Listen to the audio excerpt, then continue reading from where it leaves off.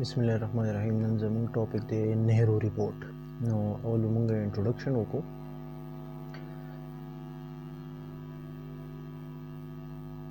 The Simon commission the failure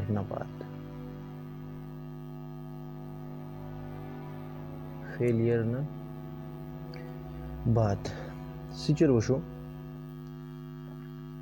په 1927 کې سایمن کمیشن فیل شو نو دا غینه بعد منسٹر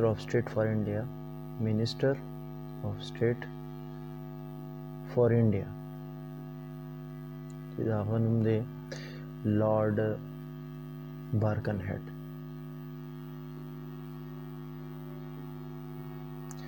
هغه انډینز چیلنج کړل چې تاسو خپل سو کې ځان لا کانسټیټیوشن ته ځان جوړ کړئ.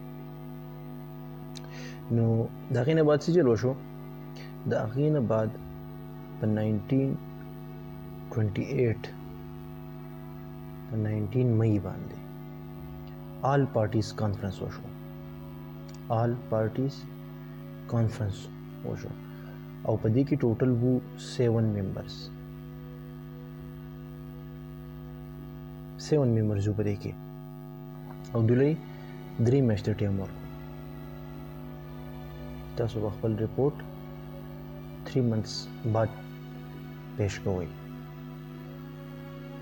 بیا چې کله نهرو ریپورت جوړ شو نو هغه سجیشنز دا ورکړو چې ډومینین سټیټس فار انډیا. دویم نمبر بایکیمرل لیجسلیچر مطلب دا چې 2 houses وي. لا میکنگ به 2 houses وي، یو به اپر هاوس وي او یو به زموږ سره لوور هاوس وي. ٹھیک شو. اپر هاوس ته مطلب پاکستان کې موږ سینټ وایو او په لوور هاوس ته موږ وایو نیشنل اسمبلی ته. 2 houses وي. نو سیپریټ الیکټوریټ. ریزیډوري پاورز وذ سینټر. کم باقی پاورز چې کم دي د ډیویژن نه بعد هغه به چا سره هغه به د سینټر سره. ډیکلیریشن اف رائټس پس کېږي هغه به ډیکلیئر کېږي او 1/4 ریپرزنټیشن به ورکوي چاله مسلمز له په سینټر کې. بل 7 نمبر فل پروونشل سټیټس ټو NWFP نارت ویسٹ فرنټیر پروینس. دې له بس فل پروونشل سټیټس په ورکړی کېږي.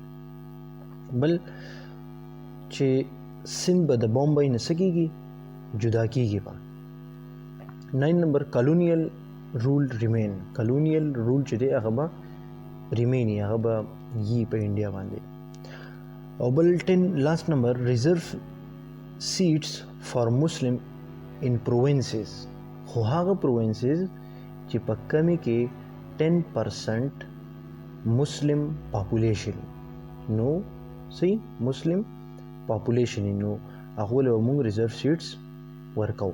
داغه د پر په سیټس ریزرو کیږي. نو داغه سجیشنز.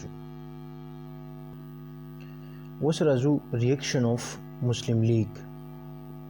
کله چې دغه ډرافت تیار شو، نهرو ریپورت تیار شو، نو د هغې نه بعد په دسمبر 1928 کې آل پارټیز کانفرنس راغوښتی شو په دلی کې.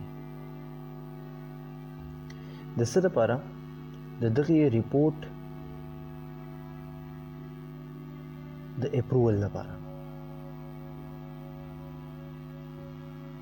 نو په هغې کې بیا څه چل وشو؟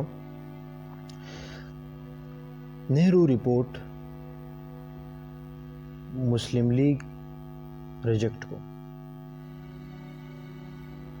او قائد اعظم په هغه کې 3 امندمنټس وکړل. جنا پکې وکړل شو 3 امندمنټس. نمبر فرست چې 1/3 سیټس وي د چا د مسلمز. په کوم ځای کې؟ په سنټر کې. بل دویم نمبر ریزرویشن آف سیټس، ریزرو سیټس پې په څه کې؟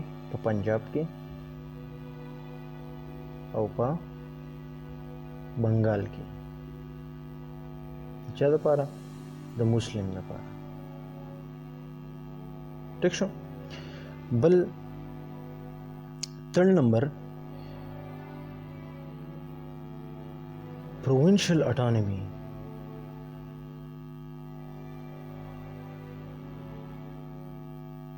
پروونشل اٹانومی وي او ورسره پلس کم ریزیجوري پاورز چې کوم دي هغه به د